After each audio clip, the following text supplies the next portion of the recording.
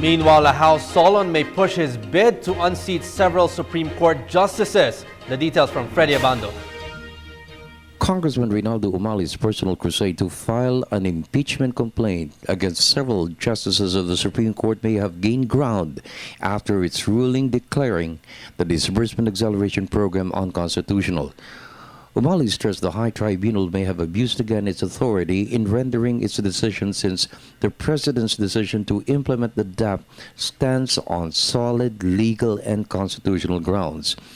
Umali's pursuit was triggered by the court's decision to unseat Congresswoman Reyes of Marinduque to be replaced by the son of Justice Presbyterio Velasco. His basis, the House Electoral Tribunal has the sole authority to rule on electoral protests. House Justice Committee Chairman Neil Tupa said any impeachment complaint filed against the Supreme Court, the President, and other constitutional bodies will be given due course by his committee. I have continued my advocacy for judicial reform. And I think I still maintain the view that, yung judiciary has gone overboard.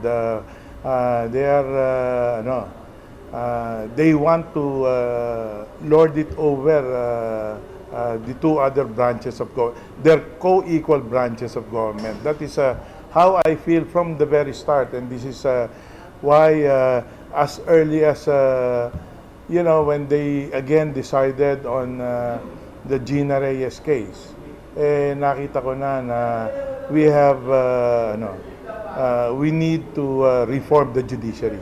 We are just preparing for any eventuality na nabubagsak sa Committee on Justice so that after SONA, we'll be ready for any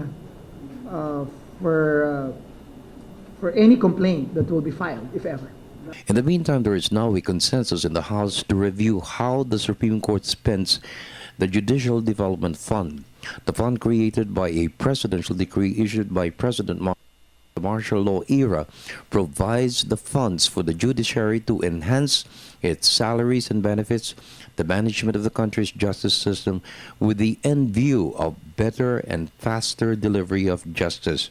The Supreme Court has asserted its fiscal autonomy to prevent Congress from reviewing the Judicial Development Fund. There is an overwhelming push for the Supreme Court to be more transparent and accountable on how it spends the JDF, especially with its decisions to declare the Priority Development Assistance Fund and Disbursement Acceleration Program unconstitutional, citing the misuse of these funds.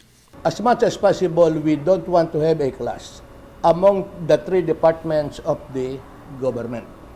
Unfortunately, as stated by the Supreme Court in various decisions, we have the so-called check and balance.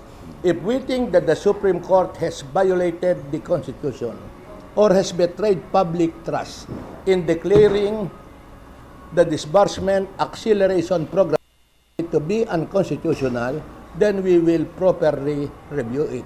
If there is a need to exercise our constitutional power of check and balance, we might as well check them by reviewing whether their acts are impeachable or not impeachable.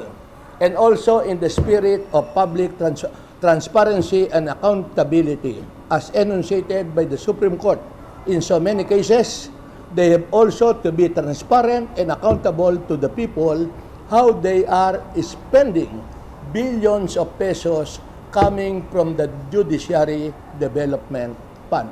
In the meantime, Tupas filed a bill that will establish a judicial support fund to replace the Judicial Development Fund.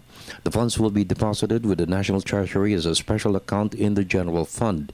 It will address the lack of transparency and accountability of all funds spent by the judiciary from the Supreme Court down to the municipal courts. For the People's Television Network, this is Freddie Abando reporting.